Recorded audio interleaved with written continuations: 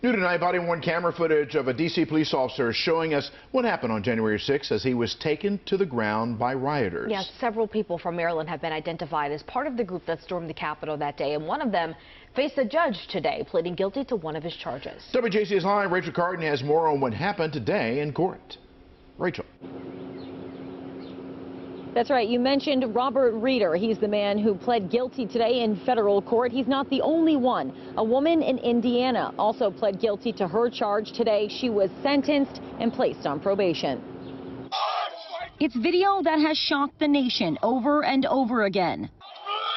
Capitol Police being overtaken by rioters storming into the building, throwing officers to the ground. One of them was Michael Fanone. This is his footage. I was tortured. I was beaten. I was, struck with a taser numerous times at the base of my skull, and I posed no threat.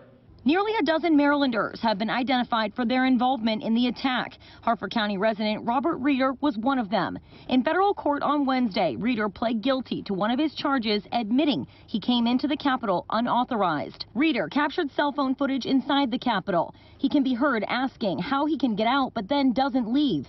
He also captures on video an assault of a Capitol police officer, and in the video can be heard telling the officer, quote, "You should retreat." He spent about 30 minutes inside the Capitol building. Officer Michael Fanone recalls the January 6th attack, where he suffered a mild heart attack and suffered a brain injury.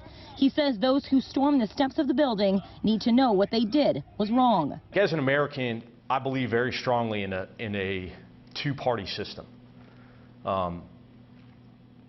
Right now, one of those parties has a cancer, and we got to cut it out. Other charges against Reeder were dropped. He's set to be sentenced on August 18th.